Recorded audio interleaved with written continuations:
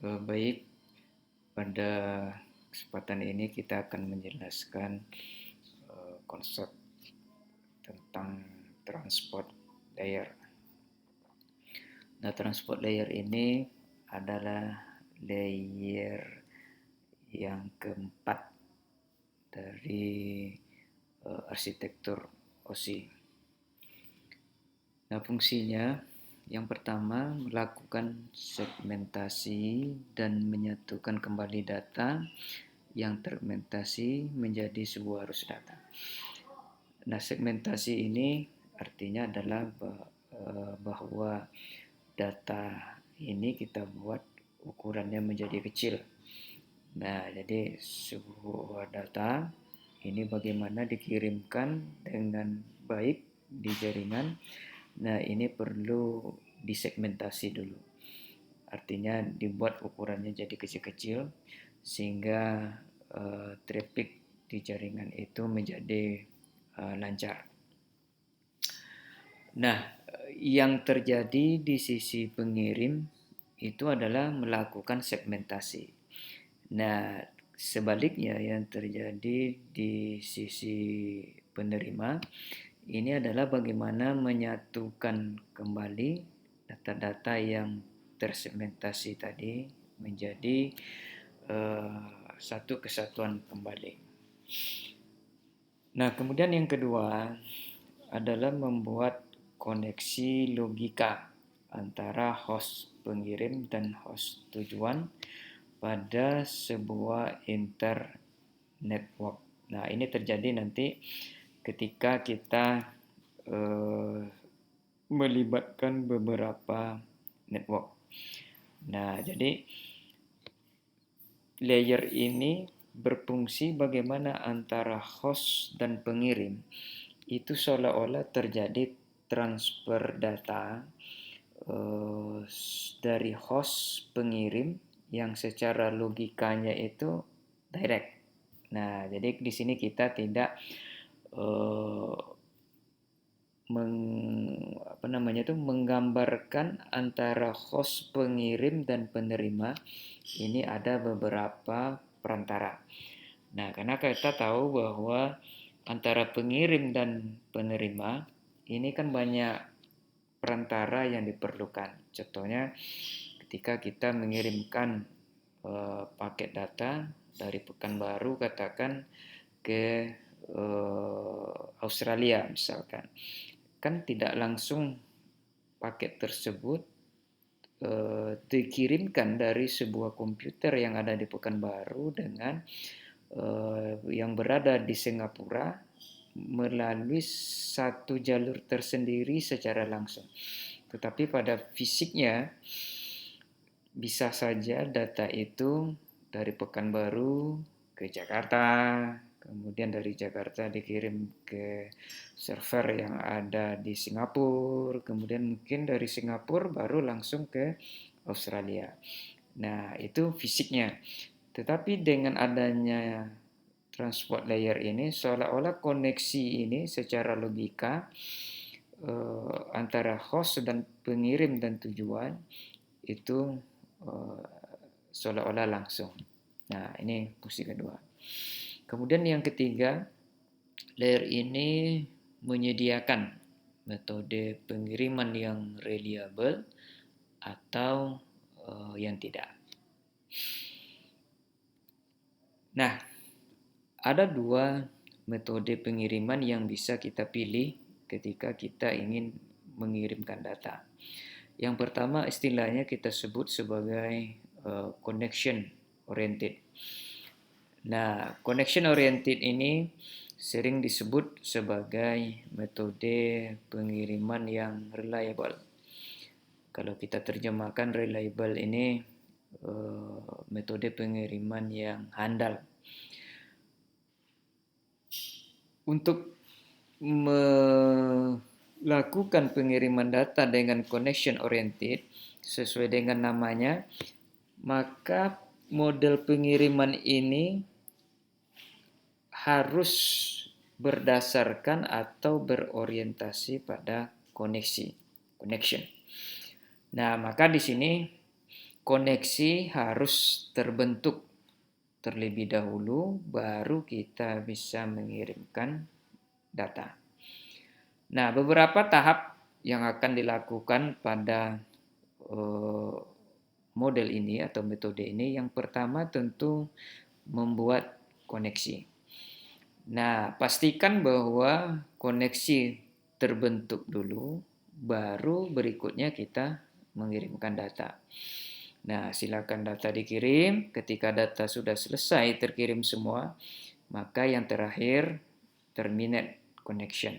Artinya koneksi itu kita putus. Nah, analoginya sama ketika kita mengirimkan data misalkan menggunakan handphone. Nah, katakan data ini adalah pesan yang akan kita kirimkan ke penerima.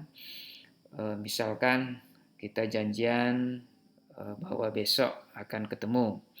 Nah, maka untuk bisa mengirimkan pesan ini, tentu Anda akan ambil HP, tekan nomornya, kemudian apa yang terjadi? Kita menunggu koneksi terbentuk. Apa tanda koneksi terbentuk?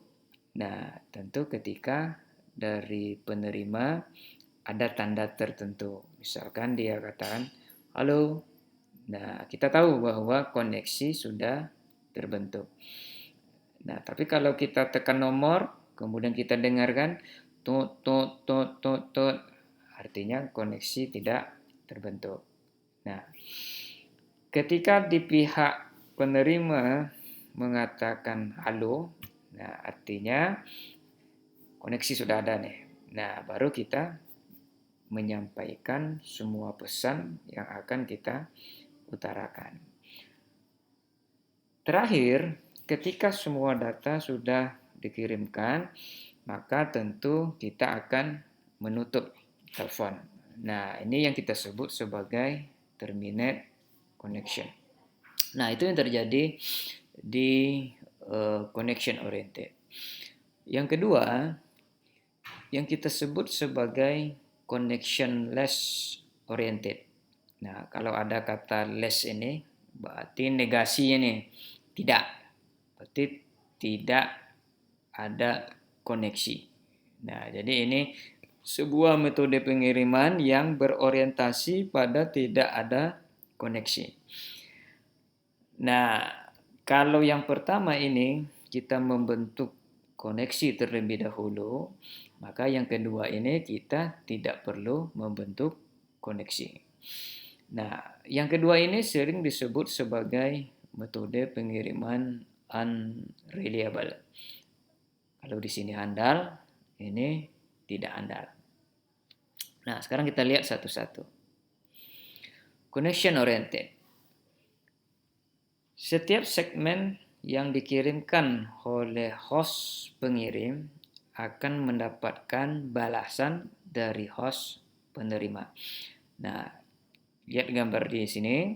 Misalkan yang di kiri ini adalah host pengirim, yang di kanan adalah host penerima, maka setiap segmen yang kita kirim dari pengirim ke penerima ini akan mendapatkan balasan.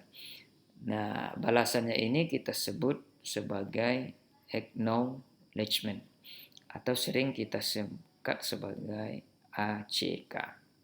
Contoh, ketika host pengirim mengirimkan segmen pertama, ketika penerima telah mendapatkan segmen pertama ini, maka dia akan mengirimkan acknowledgement pertama kepada pengirim. Nah, dengan diterimanya ACK yang pertama ini, maka host pengirim bisa tahu bahwa segmen pertama sudah diterima oleh penerima. Begitu juga untuk pengiriman segmen kedua. Setelah host penerima mendapatkan segmen kedua ini, maka dia akan mengirimkan kembali ACK 2 kepada pengirim. Nah, kemudian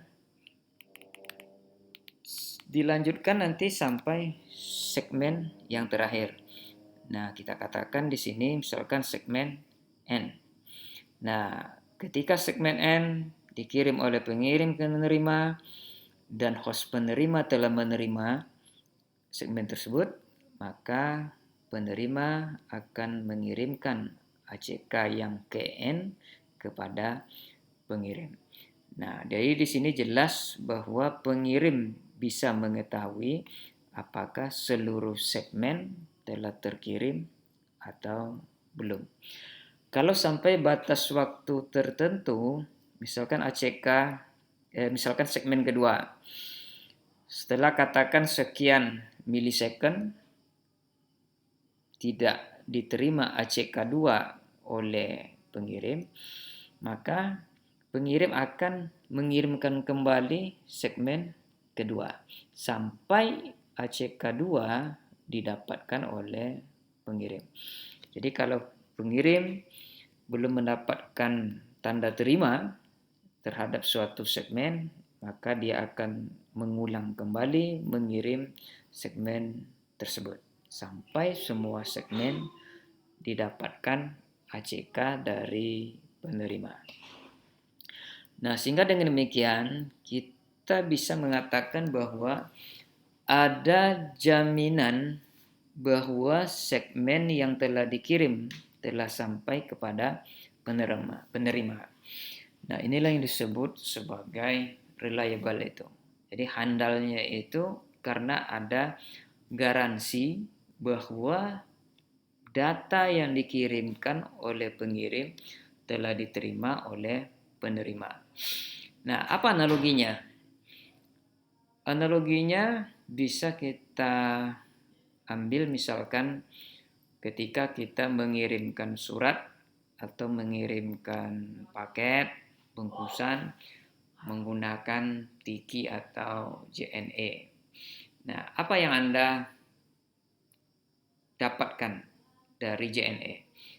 Ketika paket yang kita kirimkan ke penerima sudah diterima oleh penerima tersebut, maka JNE atau Tiki memberikan notifikasi ke HP kita bahwa paket sudah diterima oleh si A jam sekian, tanggal sekian.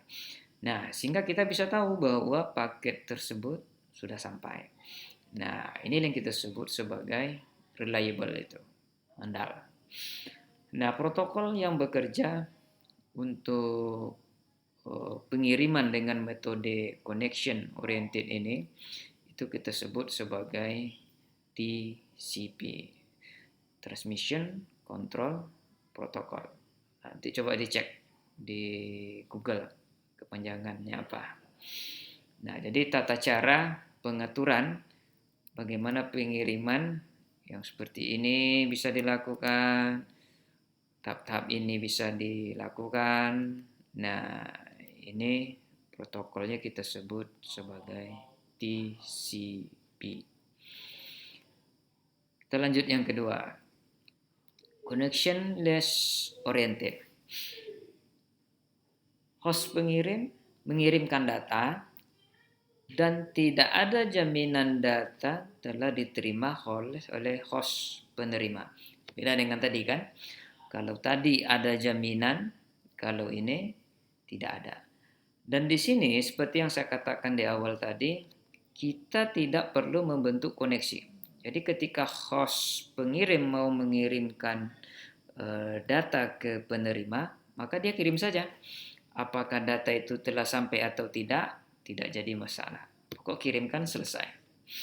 Nah, ini yang terjadi untuk model connectionless oriented. Nah, tentu tidak ada jaminan apakah data itu sudah diterima atau tidak. Nah, karena tidak ada jaminan ini, maka kita sebut sebagai unreliable, tidak handal. Nah, analoginya seperti apa? Kalau tadi kita pakai JNE, maka connectionless oriented ini analoginya sama dengan ketika kita mengirimkan surat pakai pos biasa. Apa yang Anda lakukan? Anda tulis surat, kemudian masukkan ke amplop, amplopnya dikasih alamat tujuan, siapa pengirim, masukkan ke kantor pos. Nah, kita kan nggak tahu ini. Ketika kita sudah kasih perangko, masukkan ke kantor pos, kita yakin saja bahwa surat tersebut akan diterima oleh penerima. Nah, jadi ketika sudah kita kirimkan, kita letakkan di kantor pos, udah kasih perangko tadi, nah kita udah selesai saja. Nah, itu urusan berikutnya yang diatur oleh kantor posnya. Nah, ini protokolnya yang mengatur model pengiriman ini kita sebut sebagai UDP. Nah, jadi ini perbedaan nanti yang bisa Anda sebutkan antara connection oriented dengan connectionless oriented.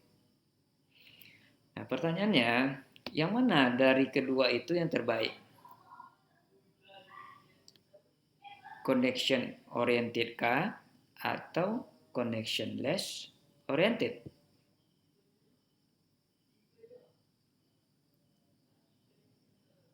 Kalau Anda menjawab yang terbaik adalah connection oriented, tentu yang lain akan berpikiran, oh kalau begitu yang connectionless oriented tidak perlu dong. Nah, bukan. Keduanya baik juga. Kalau ada yang tidak baik, tentu salah satunya kan hilang dia, teranulir dia. Nah, sampai sekarang kedua metode pengiriman ini tetap dipakai. Nah, cuman tergantung kita mau kirim apa. Biasanya untuk data-data yang sensitif, kita akan menggunakan metode pengiriman connection oriented. Tapi kalau untuk data yang tidak sensitif, nah ini kita gunakan model pengiriman connectionless oriented. Nah, contoh ketika Anda mengirimkan sebuah surat, nah maka apa yang digunakan? Tentu kita ingin bahwa semua isi surat yang kita kirimkan ini harus sampai. Nah, berarti di sini kita menggunakan connection oriented. Berarti protokol yang kita gunakan adalah TCP. Nah, terus kapan UDP digunakan? Nah, contohnya begini. Ketika Anda sedang bermain game online, katakan. Nah, misalkan game apa ya? Misalkan game perang itu lupa sih namanya. Misalkan game perang lah ya. Ketika avatar kita atau representasi kita di dalam game itu sedang bergerak dari posisi A ke posisi B, tentu siapapun yang sedang main sekarang akan mengetahui atau akan melihat bahwa Anda sedang bergerak dari posisi A ke posisi B. Dari mana yang lain ini bisa tahu?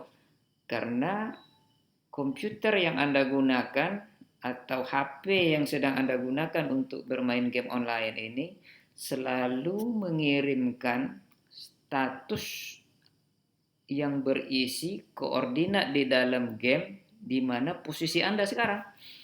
Nah, kemana dia kirim? Ke server. Nah, dan server lah nanti yang akan mendistribusikan koordinat yang terbaru ini. Sehingga pemain-pemain lain akan mengetahui di mana Anda sekarang berada ketika dia melihat Anda. Nah, data status yang berisikan koordinat Anda berada sekarang ini dikirimkan dari komputer Anda ke server menggunakan UDP. Jadi ketika detik X misalkan status ini dikirim ke server, katakan nak nyampai, tidak masalah. Karena pada waktu ke X tambah 1 dikirimkan lagi, dan ini sampai ke server, nah maka server akan mendistribusikan kepada pemain lain. Karena setiap sekian milisecond, ini kan status ini dikirim terus-menerus oleh komputer kita kepada server. Jadi katakan dalam detik tertentu tidak diterima oleh server status kita ini, maka tidak masalah karena pada detik berikutnya pasti akan nyampai kepada server. Nah, makanya kita tidak heran di dalam game online itu ada satu waktu di mana bot itu tiba-tiba melompat dia. Nah, karena ada pada suatu waktu tertentu statusnya tidak sampai, tetapi setelah itu baru nyampai. Jadi seperti melompat dia. Nah, jadi di sini penggunaan dari connectionless oriented. Nah, jadi dengan demikian Anda bisa tahu apa saja metode pengiriman yang bisa kita gunakan di dalam mengirimkan data. Kapan TCP digunakan dan kapan UDP digunakan. Terima kasih atas perhatiannya. Kita jumpa lagi pada materi berikutnya.